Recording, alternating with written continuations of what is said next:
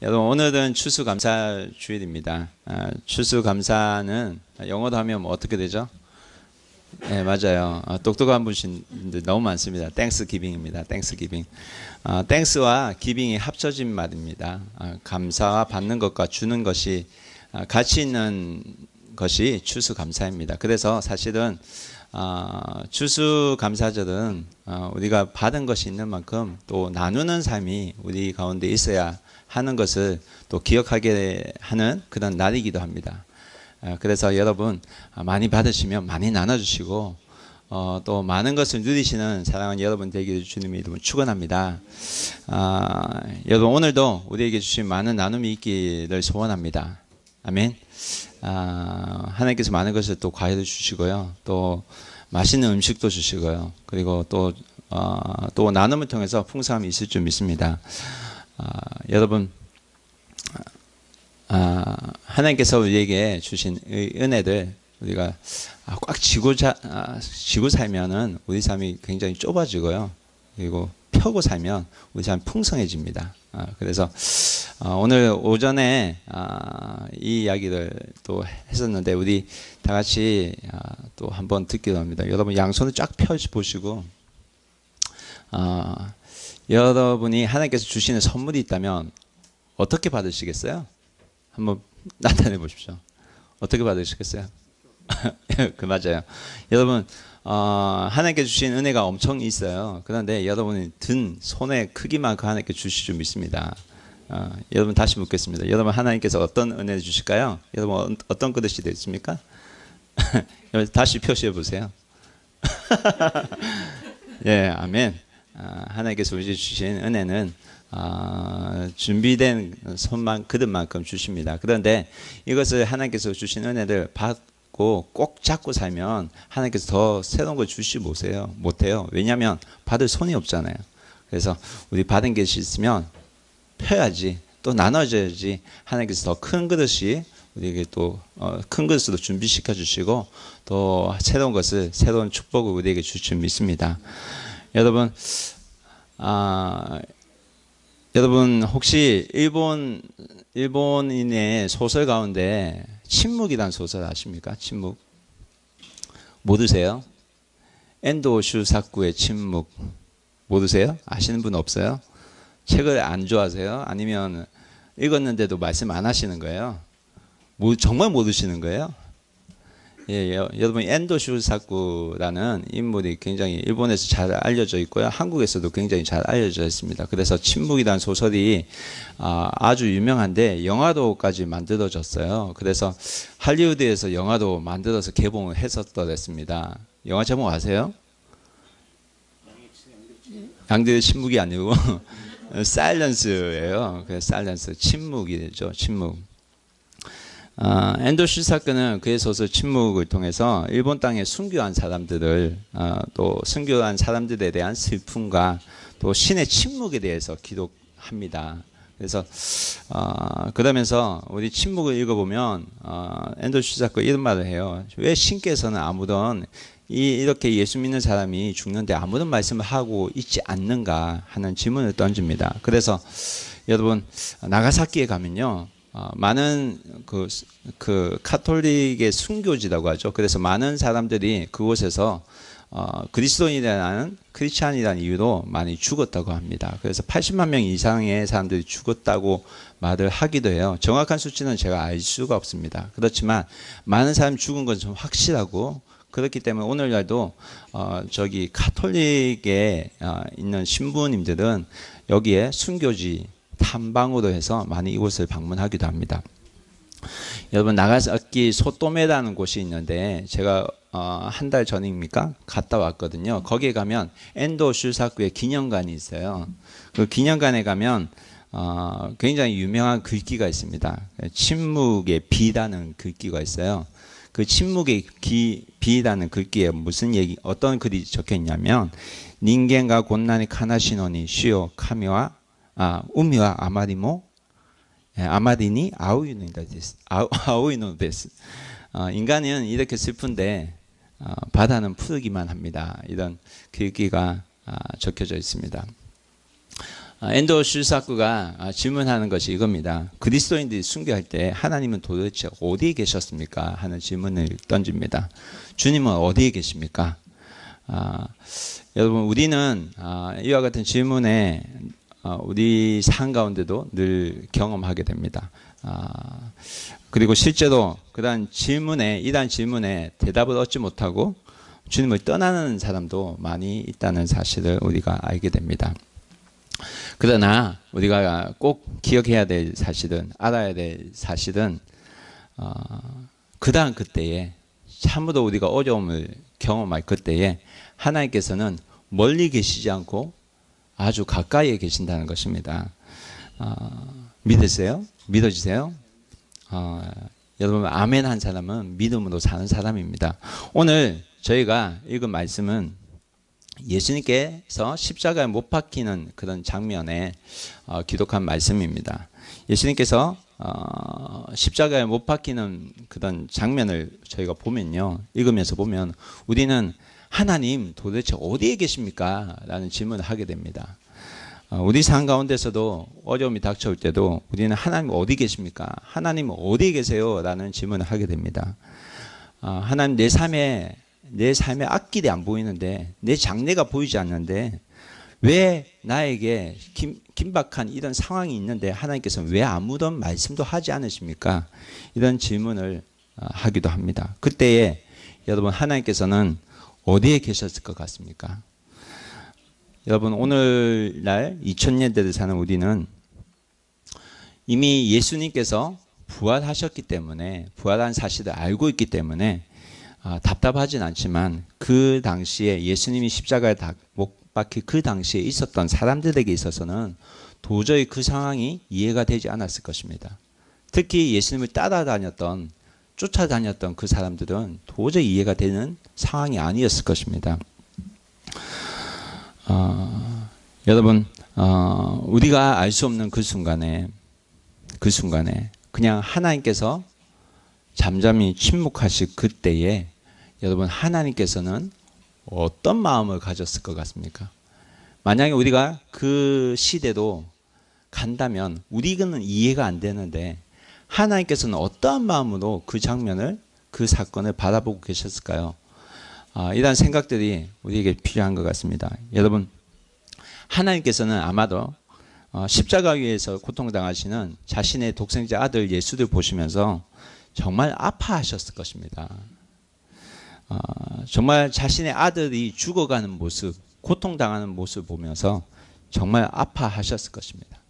그뿐만 아니라 죄로 인해서 우리가 아파하는 모습을 보시면서 오늘도 우리를 위해서 눈물을 흘리고 계시는 분이 누구냐면 하나님이십니다. 이 하나님이 우리가 믿는 하나님입니다. 여러분, 예수님께서 십자가에 달려서 하신 그 말씀이 7마디를 하셨대요. 여러분 기억하세요? 그래서 십자가 위에서 한 말을 가상칠언이라고 합니다. 십자가 위에서 한 말, 가상칠언. 여러분 기억하세요? 여러분 한번 이런 질문 당한 적 있죠? 받은 적 있죠? 말씀 수양입니까? 그때 아무도 대답을 못했던 것 같아요. 여러분 기억하라고 제가 말씀드립니다. 첫 번째, 아버지 저들을 사하여 주옵소서. 아버지 저들을 사하여 주옵소서. 저들은 자기들이 하는 것을 알지 못함이다. 이 말씀 어디 나오죠? 누가복음에 나와요. 예수님께서는 십자가 위에서 먼저 용서의 기도를 하나님께 합니다. 그럼 두 번째 어떤 말씀이 있을까요? 강도를 보며 말했죠. 오늘 너가 나와 함께 낙원에 있으리라. 이 말씀하셨습니까? 하셨습니다. 이거는 하나님께서 낙원에 대한, 천국에 대한 약속을 하신 그 말씀입니다. 강도조차도 하나님께서 품어주시는 그 하나님의 사랑을 우리가 볼 수가 있습니다. 세 번째, 기억하세요? 맞아요. 여자여 보소서 아들이다. 그리고 보라 내 어머니라. 이 말씀 누구에게 한 말일까요? 요한에게 한 말입니다. 사도 요한에게 한 말이죠. 그래서 사도 요한은 예수님이 부활하신 후에, 예수님이 십자가에 의해서 돌아가신 후에 예수님의 어머니인 마리아를 죽을 때까지 모십니다. 그래서 여러분 사도 요한이 기록한 성경이 뭐죠? 요한복음 있지 않습니까? 그래서 요한복음에 보면 마리아의 기도가 나오고 어머니에 관한 얘기가 상세하게 기록되어 있어요. 왜 그랬을까요? 어머니도 모셨기 때문에. 그래서 더 자세히 마태, 마가, 누가복음에 기록되지 않은 그런 부분이 이제 사도 요한을 통해서 우리에게 알려지게 된 것입니다. 그리고 네 번째 말씀 기억하세요? 맞아요. 엘리 엘리 사박다니. 번역하면 뭡니까? 나의 하나님, 나의 하나님, 어찌하여 나를 버리셨나이까? 어찌하여 나를 버리셨나이까? 정말 고통에서 나온 절규죠. 내가 어떻게 버림받습니까? 하는 영적인 고민되는 절규입니다. 그리고 다섯 번째, 내가 목마르다. 내가 목마르다. 육신적인 고통을 우리에게 알려주죠. 그리고 여섯 번째, 다 이루었다. 다 이루었다. 구원의 사역을 완성하셨다. 십자가의 이 못 박힘으로 인해서 구원의 사역을 완성하셨다. 그리고 일곱째, 맞아요. 오늘 나온 말씀이죠. 아버지여 내 영혼을 아버지 손에 부탁하나이다. 이것은 아버지를 신뢰하는 최후의 믿음의 고백입니다. 여러분 예수님께서 십자가에 못 박혀 달려 돌아가시면서 여러 말씀하셨는데 엘리 엘리 라마 사박다니, 하나님 하나님 어찌하여 나를 버리셨나이까? 이러한 외침을 하셨을 때 여러분 이 예수님의 절규를 누가 이해를 할 수가 있었을까요? 그 당시에 하나님이신 예수님께서, 사실 예수님께서는 이 땅에 오셨지만 하나님이세요. 그는 본래 하나님이셨다고 성경 기록하고 있습니다. 그 하나님께서 인간이 저주를 받은 인간이 죽는 그 십자가 형태로 죽으실 때 그 마음이 얼마나 아팠을까요? 하나님께서 얼마나 아파하셨을까요? 근데 예수님께서는 또 그 모습에 얼마나 많은 고민을 가지고 또 이런 외침을 하셨을까요? 하나님이 안 계셔서 예수님께서 과연 그런 외침의 기도를 하셨을까요? 정말 내 기도를 듣지 않으셔서 원망하는 기도도 예수님께서 그런 말씀을 하셨을까요? 여러분 어떻게 생각하십니까?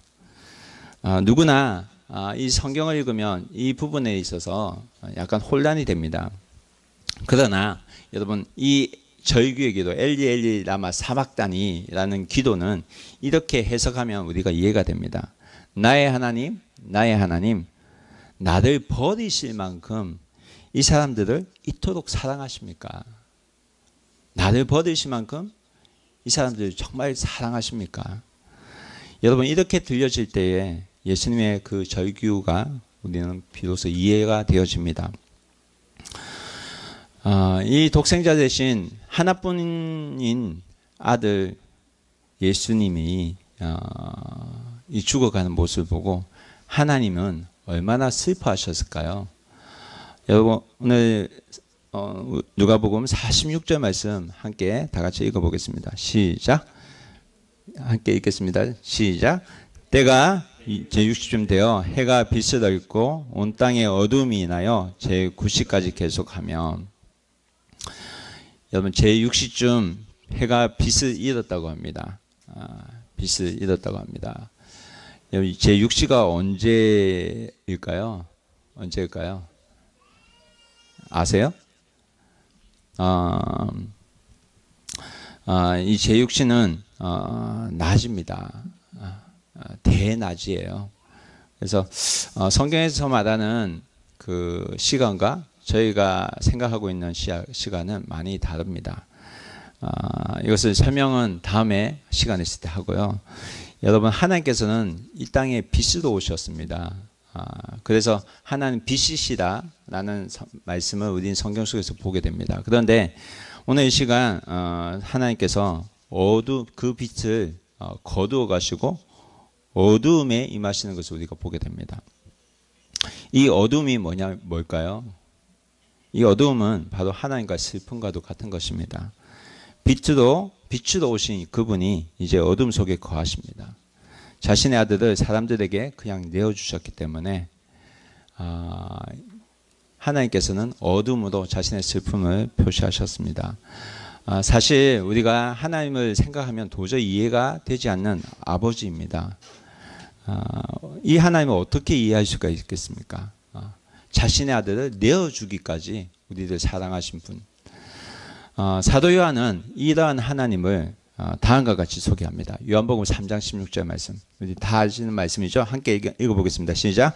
하나님이 세상을 이처럼 사랑하사 독생자를 주셨으니 이는 그를 믿는 자마다 멸망하지 않고 영생을 얻게 하려 하심이다. 여러분, 하나님으로부터 이토록 사랑받을 가치가 우리는 있다고 봅니까? 사실 우리 가운데 하나님부터 사랑받을 만한 그런 자격을 가진 사람은 아무도 없을 것 같습니다. 우리에게 영원한 생명을 주시기 위해서 사도 요한은 예수님께서 친히 십자가에 못 박히셨다고 우리에게 말씀을 합니다. 그리고 이 십자가에 달리신 예수님의 부르짖음에 하나님은 어둠으로 그 슬픔을 드러내셨습니다. 여러분 45절 말씀 함께 읽어보겠습니다. 시작. 성소의 휘장이 한가운데 찢어지더라. 어둠이 임하신 후에 일어난 사건입니다. 어떤 사건이 일어났어요? 성소의 휘장이 찢어졌다고 합니다. 여러분 성소의 휘장이 찢어진 사건은 엄청난 사건입니다. 엄청난 사건이에요. 왜냐하면 예루살렘 성전이 더 이상 필요할 존재가 없어진 사건이기 때문입니다. 더 이상 제사가 필요 없게 된 사건입니다. 휘장이 뭐냐면 지성소와 성소를 가르는 것입니다. 그래서 그 휘장을 통해서 거룩한 하나님과 죄인의 인간의 구별을 드러내는 그런 것이 바로 휘장입니다. 성소의 휘장입니다. 여러분 성소의 휘장이 찢어졌다고 성경 기록하는데 우리가 생각하는 그런 휘장은 굉장히 얇은 휘장일 거다 생각하는데 사실 그렇지가 않습니다. 성소의 휘장은 어떻게 만들어지냐면 24개의 실로 꼬아 만든대요. 그래서 그 24개의 실로 꼬아 만든 그 줄을 72개를 모아서 다시 짭니다. 그래서 만든 천이 성소의 휘장이 돼요.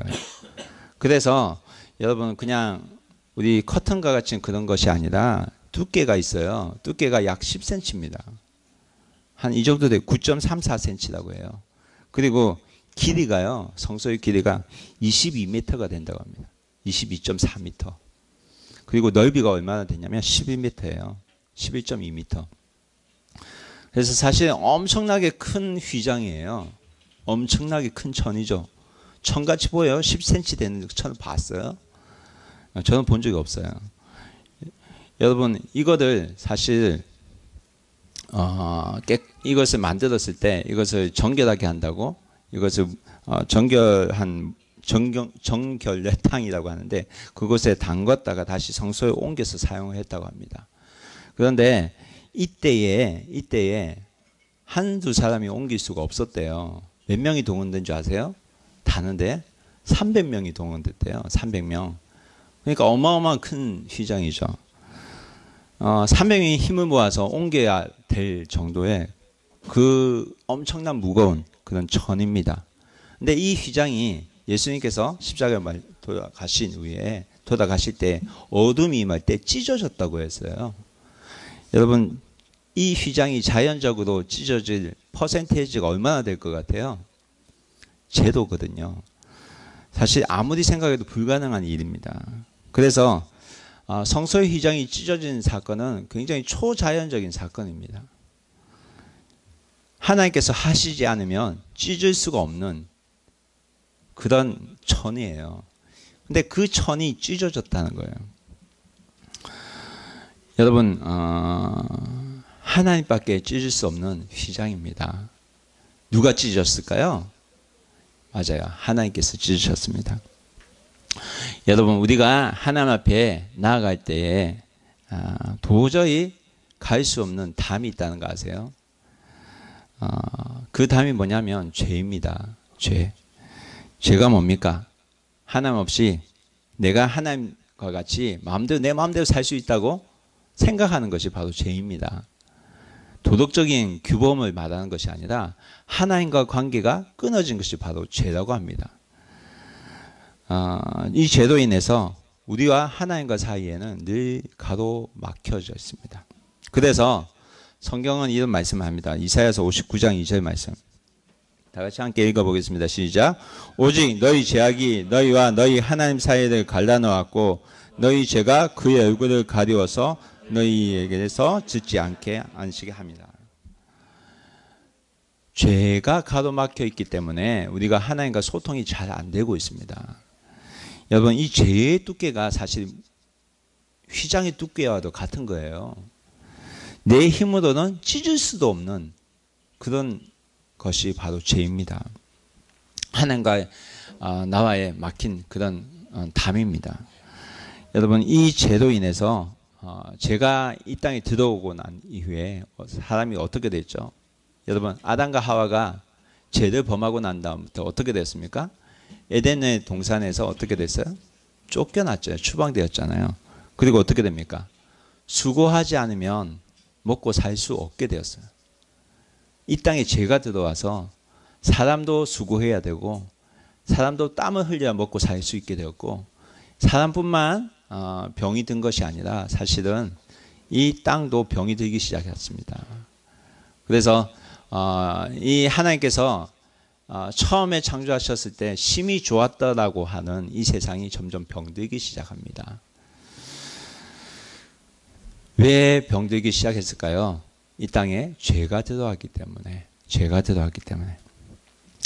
들어오기 시작하면서 이 땅이 병들기 시작하고 사람이 병들기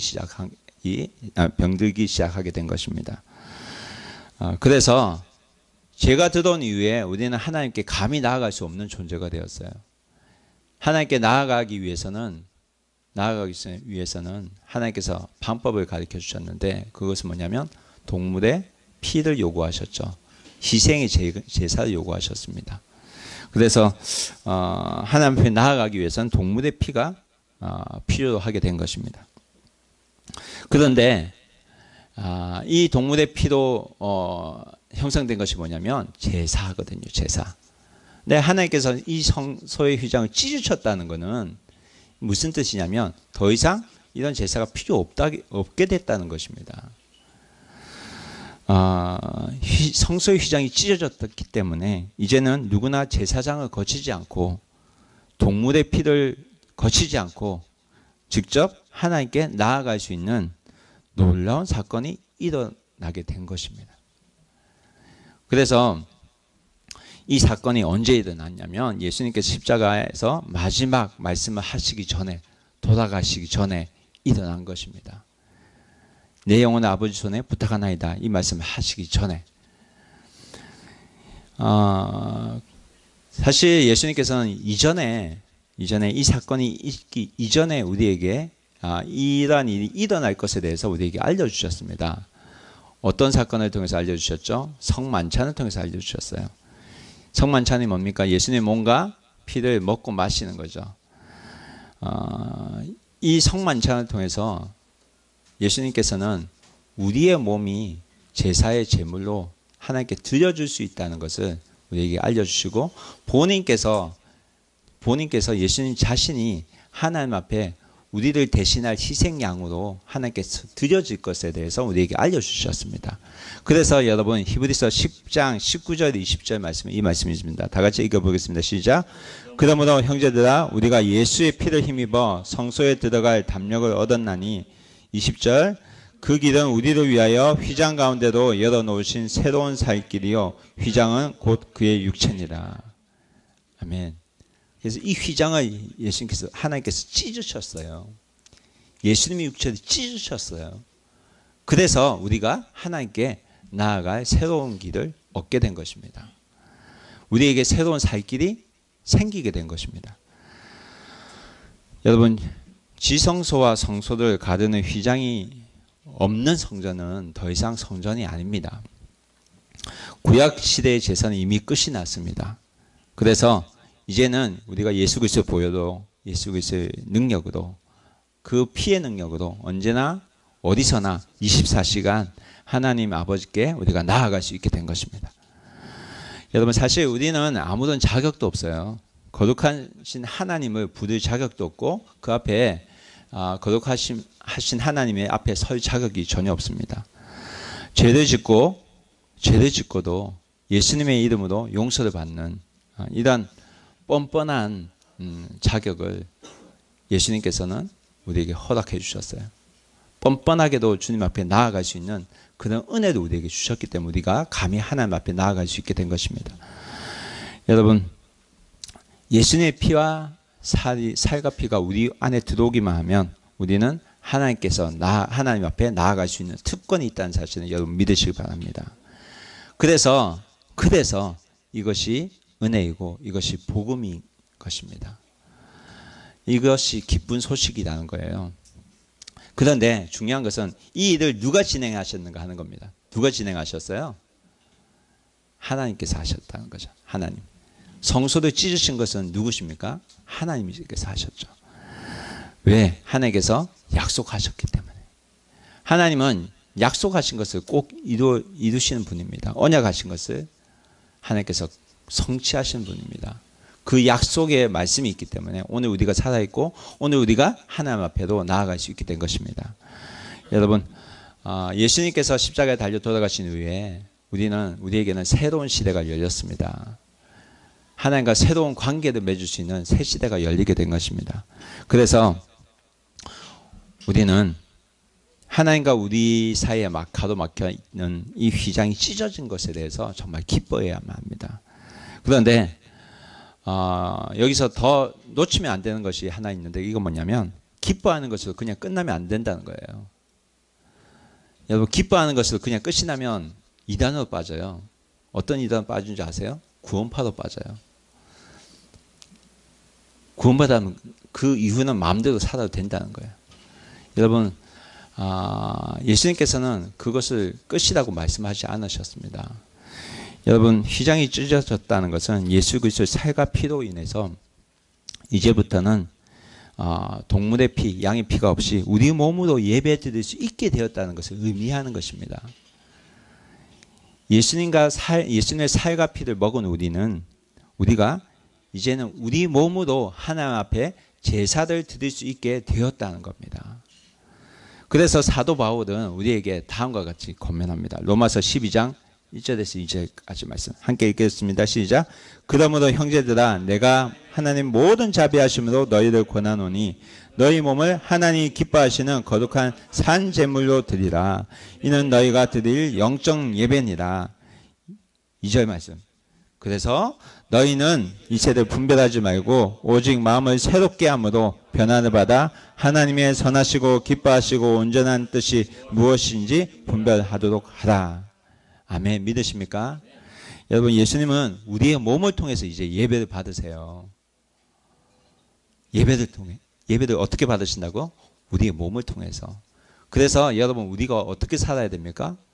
분별하면서 살아야 됩니다. 내 마음대로 사는 것이 아니에요. 예수님이 내 안에 들어와 계시기 때문에 이제는 예수님과 함께 살기 때문에 이 예수님과 함께 살기 때문에 이 예수님의 이름에 걸맞게 우리가 살 수 있어야만 합니다. 여러분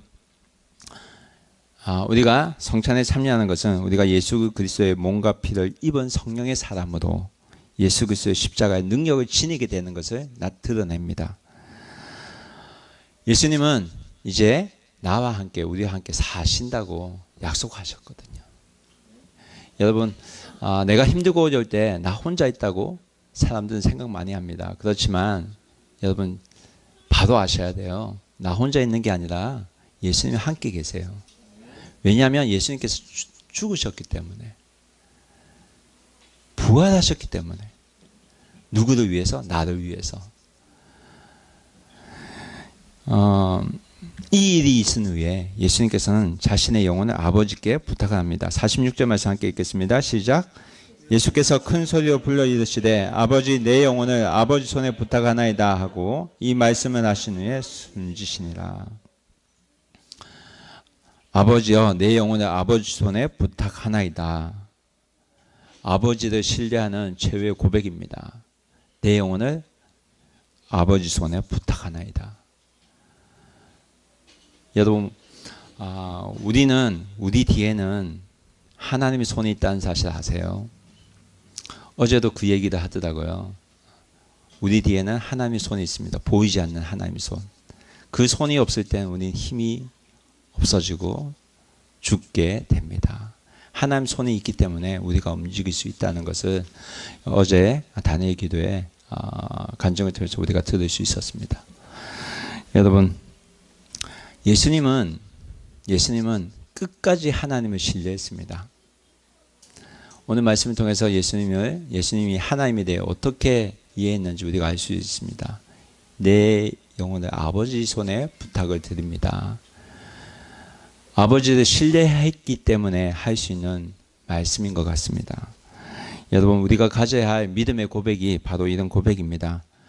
우리의 앞길이 캄캄하고 보이지 않더라도 어떻게 살아가지 하는 생각이 있을 때 우리는 하나님을 끝까지 신뢰하는 자가 되어야 되겠습니다. 여러분, 우리 고통 가운데 하나님께서 설사 침묵하고 계신다고 할지라도 하나님께서는 우리와 함께 계신다고 우리의 말씀을 통해서 우리에게 말씀하셨습니다. 여러분, 오늘 십자가 처형을 지켜보던 백부장이 뭐라고 고백합니까? 47절 말씀 함께 읽겠습니다. 시작. 백부장이 그 된 일을 보고 하나님께 영광을 돌려 이르되 이 사람은 정녕 의인이었다고 하고, 여러분, 로마 군대 조직의 가장 큰 단위가 군단이라고 합니다. 당시 로마의 일개 군단은 6,000명 정도의 사병이 있었다고 합니다. 그리고 한 개 군단은 10개의 대대로 나눠져 있고 이 대대는 6개의 백인 대대로 나눠졌다고 합니다. 그래서 계산하면 한 6,000명 정도 돼요.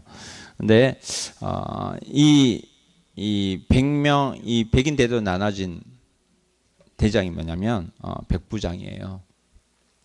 그래서 사실 이 백인 부대를 이끄는 대장이 백부장인데 이 백부장은 로마 군인에게 있어서 아주 중요한 핵심이 되는 간부였습니다. 그래서 사실 이 백부장이 되기 위해서는 군대에서 한 15년 이상을 근무했을 때 얻을 수 있는 자격이라고 합니다. 근데 이 백부장이 모든 일을 군대를 이끌고 잘 통솔을 하는데 이 당시 군대 백부장이 사형을 집행하기도 했습니다. 그런데 오늘 성경에 나온 백부장의 고백이 어떤 고백이 있습니까?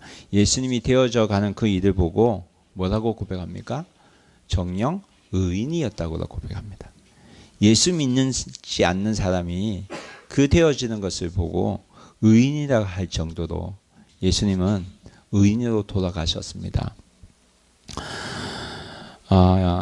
사람들은 예수님을 어떻게 말했을까요? 예수님은 죄인이라고 했죠.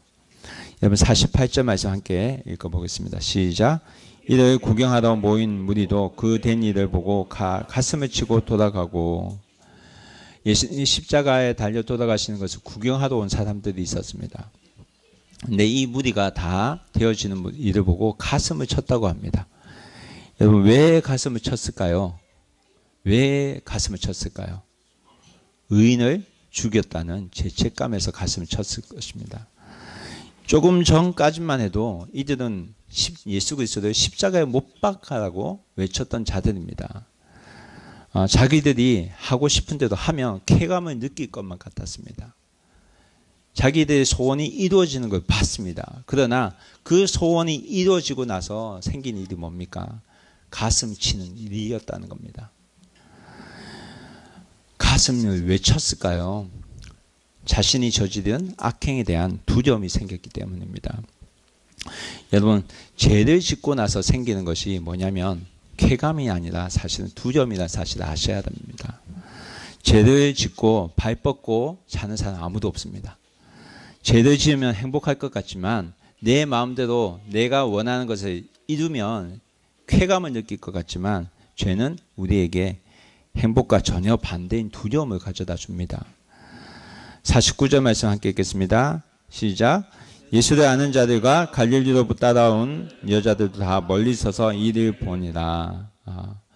이들 모두가 다 멀리 서서 이 일을 바라보았습니다. 사랑하는 여러분, 우리들은요, 예수님을 자꾸 멀리서 보려고 하는 습성을 다 가지고 있습니다. 그래서요, 예배 장소에 우리가 오더라도 누군가 아무 말도 안 하면 사실 설교 말씀도 가장 멀리서 들으려고 해요. 그렇지 않나요? 여러분, 멀리 앉은 사람은 어떤 사람이에요? 예배 시간에 멀리 앉은 사람. 멀리 있기 원하는 사람이에요? 늦게 온 사람이잖아요. 앞에 가까이 참 안 와요. 그래서 많은 교회에서 말하죠. 앞에 자리가 금자리다. 은혜 받는 자리다. 사실 그렇지만 여러분, 앞자리는 참 어려운 자리예요. 우리 안에 성령님이 오시지 않으면 우리는 멀리서밖에 볼 수 없습니다. 저도 그렇거든요. 제가 방금 한 말에 섭섭할까봐 말씀드립니다. 저는 괜찮아요. 그러나 여러분, 예수님을 멀리서 따라가지 마시고 예수님과 손잡고 살아가는 여러분 되시기 원합니다. 여러분, 오늘 이 사건 가운데 주님 앞에 가까이 나온 자가 있어요. 누구냐면 아리마대 요셉입니다. 50절, 51절 말씀 함께 보겠습니다. 시작. 공의 원어로 선하고 의로운 요셉이라 하는 사람이 있으니 51절입니다. 그들의 결의와 행사에 찬성하지 아니한 자라. 그는 유대인의 동네 아리마대 사람이요 하나님의 나라를 기다리는 자라. 여기에 의로운 요셉이 등장합니다. 여러분, 요셉 많이 들어봤죠? 성경 속에 굉장히 이름이 많이 나옵니다. 요셉. 근데 오늘 이 요셉은 갈릴리 출신의 아리마대 출신의 요셉입니다. 근데 이 요셉은 산에 드린 공회에 속한 자라고 성경 기록합니다. 여러분, 산에 드린 공회는 70명으로 구성되어 있습니다. 종교 지도자들이에요. 그런데 이 누가는 아리마대 요셉을 하나님 나라를 기다리는 자라고 소개를 합니다. 여러분, 잘 생각해 보세요. 산에 드린 공회에 몇 명이 있었다고요? 70명이 있었죠. 그런데 성경은 유독 이 사람을 하나님 나라를 기다리는 자라고 소개해요. 여러분, 산헤드린의 공회에 속한 70명이 하나님 몰랐을까요? 하나님 다 알고 있던 사람들이었어요. 그러나 누가는 아리마대 요셉이 하나님을 기다리는 자라고 소개합니다. 여러분, 사실 아리마대 요셉은 하나님을 기다렸다고 하지만 그 외의 사람들은 어떤 사람이었을까요? 하나님 나라를 기다렸을까요? 무엇을 기다렸을까요? 그 외의 사람들은 하나님을 알고는 있었지만 내 나라를 기다리는 사람들이었습니다. 하나님을 섬긴다고 하면서도 사실은 자신의 나라를 기다리는 사람들이었습니다. 우리 가운데도 예수를 믿는다고 하면서도 이런 분들이 눈에 보이기도 합니다. 겉으로는 교회를 왔다가 하면서도 어떤 사람은 하나님 나라가 아니라 내 나라를 묵상하는 사람들이 있어요. 그래서 성경 말씀을 봐도 꼭 내 나라를 묵상하는 사람들이 있어요. 그래서 이런 분들은 어떻게 보냐면 나 중심으로 성경 말씀을 읽게 됩니다. 그래서 나에게 유익한 말씀만 다 기억하죠. 하지만 우리가 하나님 말씀을 읽고 묵상할 때 기억해야 되는 것은 성경에서 내 나라를 찾지 말고 하나님 나라를 먼저 찾아야 된다는 것입니다. 그래서 마태복음 6장 33절 먼저 그의 나라와 그의 의를 구하라 우리에게 말씀하고 있지 않습니까? 여러분, 내 나라를 기다렸던 내 나라를 찾고 있었던 산헤드린 공회원들이 한 결정이 뭔지 아세요? 예수님을 죽이기로 결정했습니다. 그러나 요셉은 이들의 결의에 찬성하지 않았다고 합니다. 왜 그랬을까요? 그는 하나님 나라를 기다렸던 사람이었기 때문입니다. 그런데 이전에 그가 막연히 하나님 나라에 대해서 생각하고 기다려왔다면 지금은 십자가에 달려 돌아가신 그 예수님 보면서 하나님 나라에 대해서 확실하게 그가 보게 되었다고 생각을 하게 됩니다. 왜냐하면 저는 이렇게 생각해요. 우리가 하나님 나라에 들어간다는 것은 하나님 나라의 통치 안에 들어간다는 거예요. 우리가 하나님 나라에 들어간다는 것은 하나님 통치 아래에 들어간다는 것입니다. 요셉이 아리마대 요셉 십자가 위에 달려 돌아가신 그 예수님을 보고 요셉의 눈에 비춰진 그 예수님의 모습은 어떤 모습이었을까요? 오늘 본문 말씀을 비춰보면 그는 의인이었으나 죄는 없었지만 예수님께서 자신을 죽이면서까지 철저하게 하나님 아버지의 뜻에 순종하는 그 모습을 요셉은 보았을 것 같습니다. 하나님 통치 안에 철저히 하나님 뜻에 따르는 그 예수님의 모습을 본 그는 행동이 바뀌어지기 시작한 것입니다. 하나님 나라는 이런 것이구나. 하나님 나라의 통치에 들어가는 것이구나. 하나님 뜻에 순종하는 것이구나. 이것을 그는 깨달았던 것 같습니다. 그래서 어떻게 합니까? 빌라도에게 찾아가게 된 것입니다. 52절 말씀 함께 읽겠습니다. 시작. 그가 빌라도에게 가서 예수의 시체를 달라고 하여. 요셉이 한 행동이 뭐냐면 빌라도에게 가서 예수의 시체를 달라고 한 것입니다. 여러분, 시체를 가져와서 무슨 좋은 일이 있을까요? 더구나 사내들인 공회에서 정죄해서 죽인 예수님의 시신을 돌려달라고 요청하는 것은 엄청난 용기가 필요한 일입니다. 예수님과 함께했던 3년간 함께했던 11 제자들은 다 도망을 갔어요. 그러나 요셉은 위험을 무릅쓰고 예수님의 시신을 달라고 요구합니다. 왜 그랬을까요? 그가 예수 그리스도와 만났기 때문입니다. 여러분, 예수님 만나면 삶이 변화가 됩니다. 변화된 삶을 살 수밖에 없습니다. 그에게 어떤 결심이 있었냐면 요한복음을 보면 우리가 그 결심을 알 수가 있어요. 요한복음 19장 38절 말씀 함께 읽어보겠습니다. 요한복음 19장 없어요? 죄송합니다. 요한복음 19장 38절 말씀 함께 찾아 읽어볼게요. 요한복음 19장 38절 말씀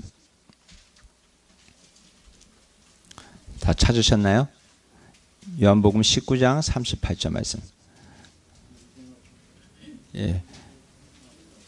함께 찾았으면 함께 읽겠습니다. 시작. 아리마대 사람 요셉은 예수의 제자니 두려워 그것을 숨기더니 이 일 후에 빌라도에게 예수의 시체를 가져가기 구하매 빌라도가 허락하는지라. 이에 가서 예수의 시체를 가져가니라. 여러분, 아리마대 사람 요셉은 예수의 제자였지만 유대인들이 두려워 그것을 숨기며 살았던 사람입니다. 그에게 있었던 행동의 변화가 뭐냐면 더 이상 숨어서 지내는 제자가 되지 않기로 결단한 것입니다.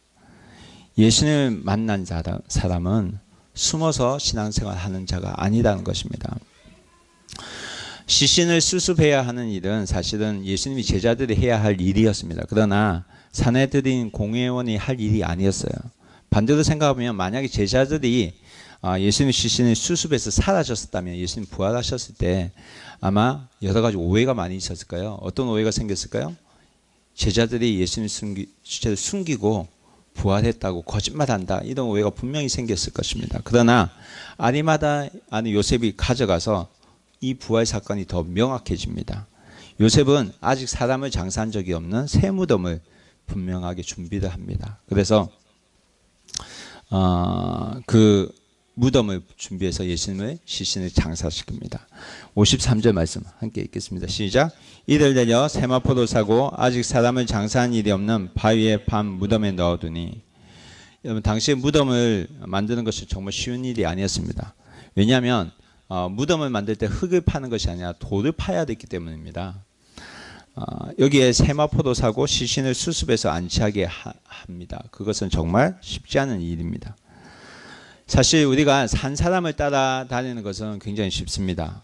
더구나 예수님을 따라다니는 것은 정말 쉬운 일이었을 것입니다. 왜냐하면 병자도 고치고 사람을 살리셨기 때문에, 그리고 기적을 일으키신 분이셨기 때문에 예수님 보고 따라다니는 것은 정말 어려운 일이 아니었을 겁니다. 그러나 이미 시체가 된 그 주님을 수습하는 일은 정말 쉬운 일이 아니었을 것입니다.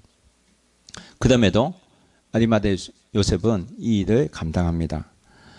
여러분, 제가 일본에서 선교사로 살면서 느끼는 것 중에 하나가 뭐냐면, 특히 이 지역에서 살면서 느끼는 것 중에 하나가 뭐냐면 숨어서 지내는 그리스도인이 많다는 겁니다. 여러분 그렇게 생각하지 않으세요? 특히 주위에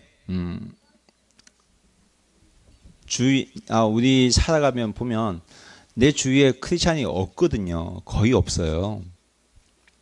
한국에 가면 많은 크리스찬이 있고 또 교회가 눈에 보이기 때문에 난 그리스도인이라 말할 수 있지만 일본 사회는 그렇지 않은 것 같습니다. 그래서 그런지 저희 교회에서 세례받았던 일본인 자매들이 했던 말이 뭐냐면 내 그리스도인에서 어떻게 살아야 되는지 모르겠다는 겁니다. 왜냐하면 주위에 그리스도인이 없었기 때문에. 그래서 그런지 점점 숨어서 지내는 그리스도인이 참 많은 것 같습니다. 그러나 여러분 숨어서 믿음 생활하면 어떻게 되는지 아세요? 아세요? 여러분 일본에서 숨어서 지낸 그리스도인이 있었다고 해요. 역사 가운데. 아십니까? 잠복 그리스도인, 샘복구 그리스도인, 그리스도샤토라고 하죠. 이들은 무려 250년간 숨어서 믿음 생활을 했다고 해요. 그 흔적이 어디 있냐면 나가사키에 있습니다. 근데 이들이 250년 이후에 기독교 금지령이 풀어져요. 풀어진 이후에 이들이 어떻게 된 줄 아십니까? 어떻게 됐냐면 다 교회로 돌아왔을까요? 아니에요. 세 부류로 나눠져요. 첫 번째, 교회로 돌아온 부류. 그리고 두 번째, 신사와 절로 돌아간 부류. 세 번째, 계속해서 숨어서 그들이 가져온 숨어서 하는 그 종교 행위를 계속 유지하는 부류. 이렇게 나눠졌다고 합니다. 여러분 역사를 통해서 우리가 볼 수 있는 건 뭐냐면 이들의 후손을 보면 우리가 알 수가 있는 것이 있습니다. 뭐냐면 이 믿음을 계속 유지한 사람은 거의 없다는 거예요. 여러분 사실 자신이 그리스도인이라고 드러낼 수 있는 환경임에도 불구하고 숨어서 살게 되면 어떻게 된다는 것을 역사는 우리에게 말해주고 있습니다. 어떻게 됩니까? 망한다는 거예요. 여러분 숨어 살지 말고 떳떳하게 그리스도인에서 살아가길 소원합니다. 여러분 하나님 빛이시거든요. 빛으로 오신 분입니다. 빛으로 오신 분은 어둠에 거하지 않으세요. 우리도 빛 가운데 거하게 하시는 분입니다. 믿으십니까? 여러분 우리가 하나님 이름으로 살면 하나님께서 빛으로 살게 하실 줄 믿습니다. 이 땅을 살아가는 우리에게 있어서 정말 아리마대 요셉이야말로 우리가 본받아야 될 진정한 용기를 가진 믿음의 사람이 아닌가 생각이 됩니다. 여러분 54절 말씀 함께 54절에서 56절까지 말씀 함께 읽겠습니다. 시작. 이날은 준비일이요 안식일이 거의 시작되다. 갈릴리에서 예수와 함께 온 여자들이 따라 그 무덤과 그의 시체를 어떻게 두었는지를 보고 56절 돌아가 양푼과 양류를 준비하더라. 계명을 따라 안식일에 쉬더라. 유월절이 시작되기 전에 예수님의 장례가 마쳐졌습니다. 갈릴리에서 예수와 함께 온 여자들은 끝까지 뒤를 따라가서 예수님을 확인합니다. 그리고 시체를 어디에 두었는지 눈으로 다 확인합니다. 그리고 예수님 무덤의 위치를 확인하고 그 시신에 안식일 이후에 바르게 될 향료를 준비하고 향품을 준비하는 것을 우리는 보게 됩니다.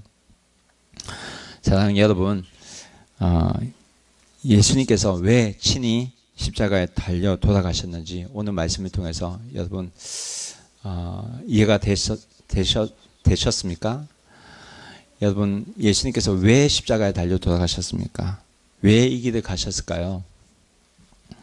우리와 하나님과 관계를 이어주기 위해서 그 막힌 휘장을 찢기 위해서 예수님께서 십자가에 달려 돌아가셨습니다. 이제 우리에게 새 길이 생겼습니다. 누가 내주셨죠? 하나님. 예수님께서 우리에게 새 길을 내주셨습니다. 그래서 여러분 우리는 이제 예수님과 함께 손을 잡고 걸어갈 수 있게 된 것입니다. 여러분, 그분은 오늘도 우리 각자에게 말씀하십니다. 어떤 말씀하시냐면, 누구야? 이제 나와 함께 가자. 나와 함께 살자. 나와 손잡고 살자. 여러분, 이뿐만 아니라 예수님께서 우리 위해서 중보 기도도 하신대요. 어디에서 기도하실까요? 하나님의 우편에서 우리 위해서 기도하신답니다. 여러분, 하나님에게 더 이상 큰 성전은 필요 없고 하나님에게 있어서 더 이상 제사는 필요 없다고 합니다. 왜 그렇습니까? 우리가 성전이고 우리가 예배자가 될 수 있기 때문입니다. 그럼에도 불구하고 오늘날 우리는 내 교회를 만들고 자꾸만 이 땅에 내 재산을 심고 하나님의 재산을 이 땅에 심어가는 모습들이 있는 것 같습니다. 우리도 우리 삶 가운데 자신을 이 땅에 묶어서 살고 있지 않는지 한번 되돌아보기 소원합니다. 여러분, 이 땅에 매이기 시작하면 자꾸만 어떻게 되냐면 숨어서 살 수밖에 없게 됩니다. 그러나 이 땅에서 풀리면 하늘에서 풀린다고 했거든요. 우리가 하늘에 매이면 이 땅에서 자유하게 됩니다. 여러분, 더 이상 내 나라를 만들지 말고 나의 세계를 만들지 말고 하나님 나라를 기대하고 하나님 나라를 꿈꾸고 살아가는 사랑하는 주님의 자녀들 되기를 주님의 축원합니다. 여러분, 하나님은 우리를 살리기 위해서, 나를 살리기 위해서 독생자를 주셨습니다. 우리가 기억해야 할 것은 이 은혜에 감사하는 자가 되어야 된다는 것입니다. 오늘 추수감사주일입니다. 주님께 먼저 감사하고 나아가는 사랑하는 주님의 자녀들 되길 원합니다. 하나님께서 우리가 감사를 나타낼 때 하나님께서 더 많은 것을 주실 줄 믿습니다. 함께 기도하며 나아가겠습니다. 기도하겠습니다.